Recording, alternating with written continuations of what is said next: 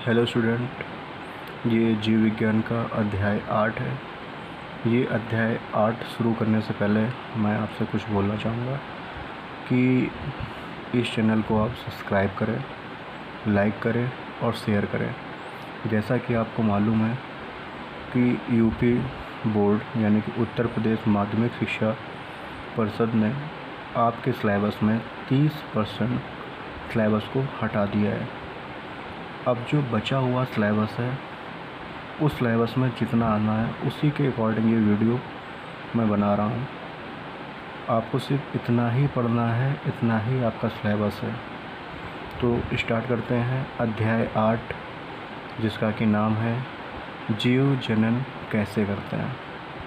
ये काफ़ी जिज्ञासा का विषय रहा है।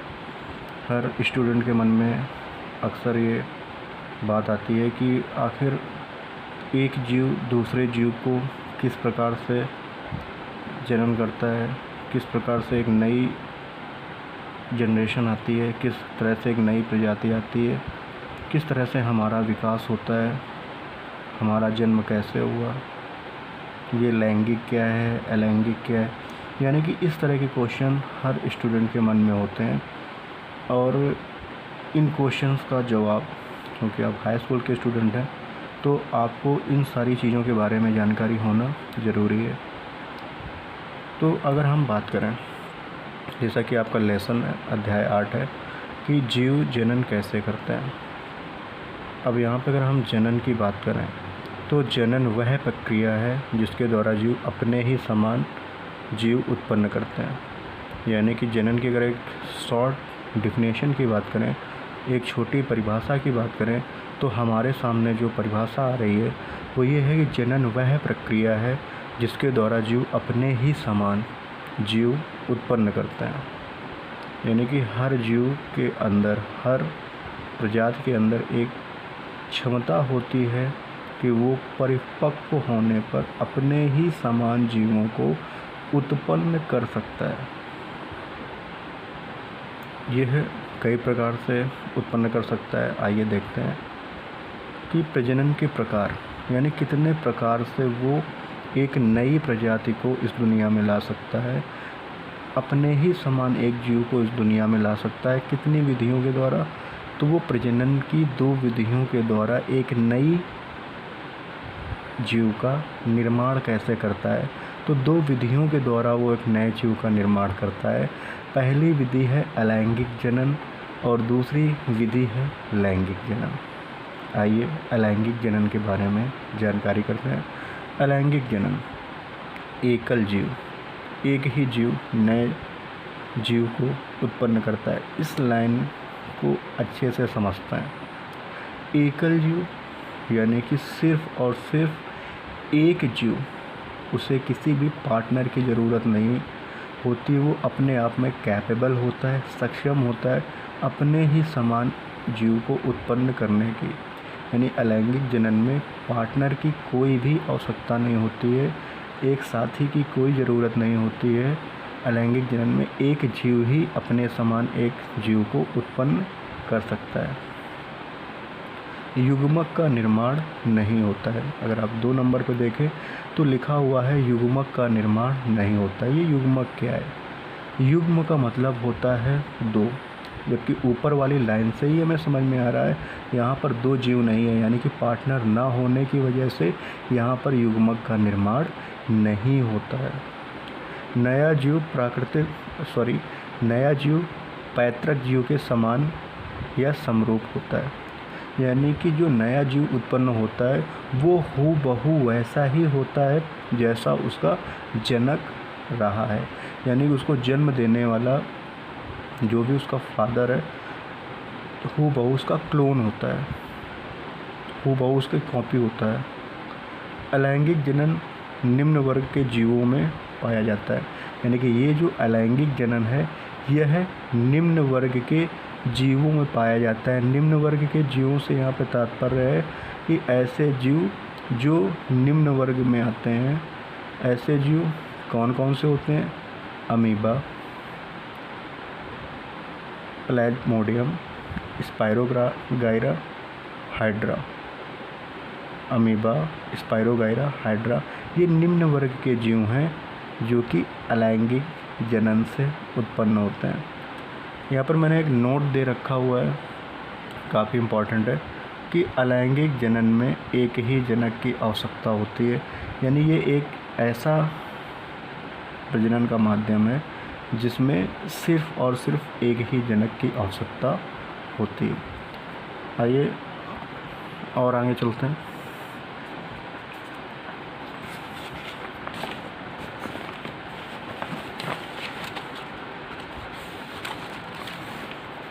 आगे अगर बात की जाए तो नंबर 2 यानी कि जो हमारा लैंगिक जनन है उसके बारे में यहाँ पे जानकारी दी गई है कि लैंगिक जनन क्या होता है। परिभाषा से पहले समझते हैं। 2 एकल जीव, अभी अलैंगिक जनन में अगर हम अलैंगिक की बात करें तो अलैंगिक में एक ही जीव की आवश्यकता थी, एक ही जनक की आवश्यकता थी, बट लैंगिक जनन में 2 एकल जीवों की ज़रूरत होती है। और 2 एकल जीव कैसे होने चाहिए? एक नर होना चाहिए और एक मादा होनी चाहिए।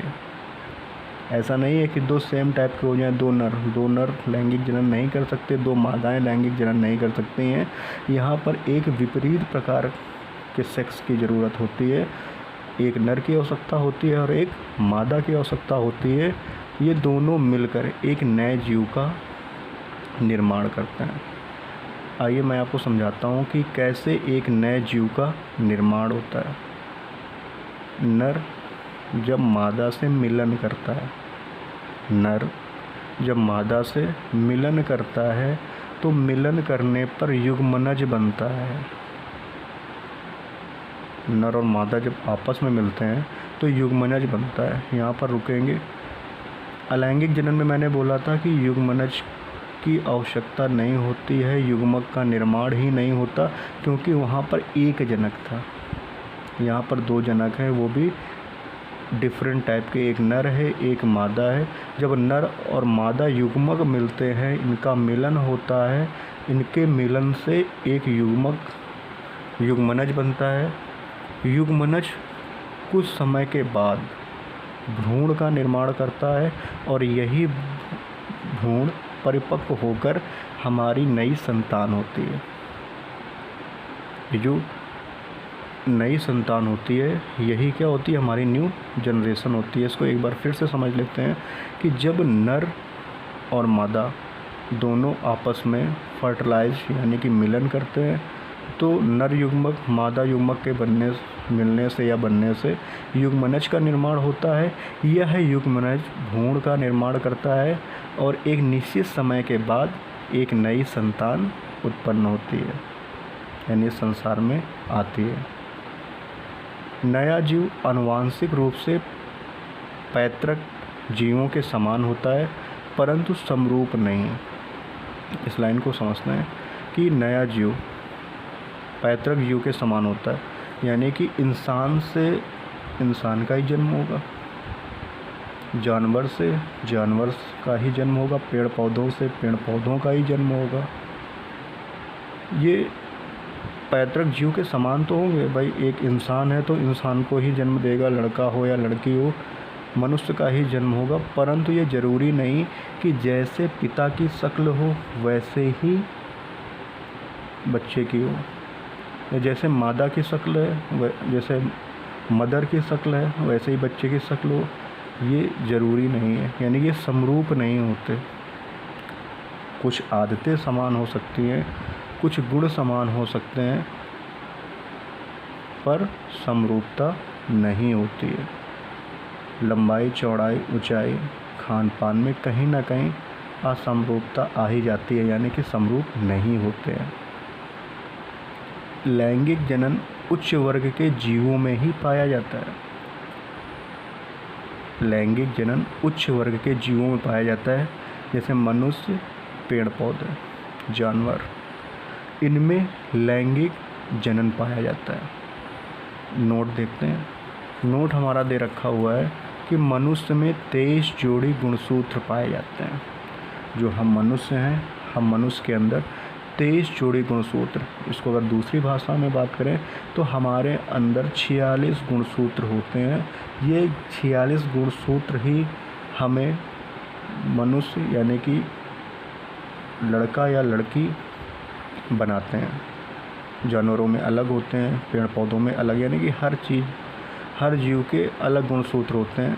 क्योंकि एग्जामिनेशन में अक्सर ही आपसे पूछा जाता है कि मनुष्य में कितने जोड़ी गुणसूत्र पाए जाते हैं, तो मनुष्य के अंदर 23 जोड़ी गुणसूत्र पाए जाते हैं। मनुष्य लैंगिक जनन में युग्मक का विभाजन अर्धसूत्रीय होता है, यानी मनुष्यों में युग्मक का जो विभाजन होता है वो अर्धसूत्रीय होता है। इसको कैसे समझें, ध्यान देते हैं। अगर हम बात करें नर युग्मक, तो जो भी नर होगा उसके अंदर 46 गुणसूत्र होंगे। मादा होंगी उसके अंदर भी 46 गुणसूत्र होंगे। अगर इन दोनों का क्रॉस होगा तो 46 मिलकर ज़्यादा बना देंगे। जबकि जो नई संतान उत्पन्न हो रही है उसके अंदर भी 46 ही होने चाहिए। तो नर के युग्मक से 23, मादा के युग्मक से 23, ये 23 और ये 23 मिलकर क्या करते हैं, 46 गुणसूत्र किसके अंदर डाल देते हैं, भ्रूण के अंदर। वो हमारे ही समान पैदा होता है। तो ये था आपका लैंगिक और अलैंगिक जनन का एक पार्ट। नेक्स्ट पार्ट जल्दी अपलोड हो जाएगा। नेक्स्ट पार्ट और भी ज़्यादा इंटरेस्टिंग है, क्योंकि इसमें अलैंगिक जनन के बारे में, उसकी विधियों के बारे में, उसका एक ब्रीफ क्लासिफिकेशन आपको देखने को मिलेगा। लैंगिक जनन, उसका भी आपको क्लासिफिकेशन देखने को मिलेगा। आप इसको 1 या 2 बार या 3 बार जब आप देखेंगे आपको अच्छे से समझ में आ जाएगा। फिर भी अगर आपको ये समझ में नहीं आता है बाय चांस, आप कमेंट करके बता सकते हैं।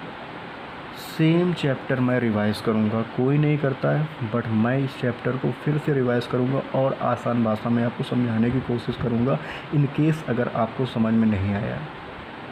आपसे रिक्वेस्ट है कि आप इसको तुरंत सब्सक्राइब करें, क्योंकि आपका सब्सक्राइब करना ही हमारी मेहनत का मेहनताना होता है। आप लाइक करते हैं, आप शेयर करते हैं, क्योंकि मैं नहीं समझता कि इतनी आसान भाषा में कोई आपको समझा सकता है, इतने कम समय में आपको कोई समझा सकता है। बिल्कुल आसान भाषा में है, आसान शब्दों का इस्तेमाल किया गया है, आपकी ही बोलचाल की भाषा का इस्तेमाल किया गया है। आप इसको सब्सक्राइब करें। Thank you.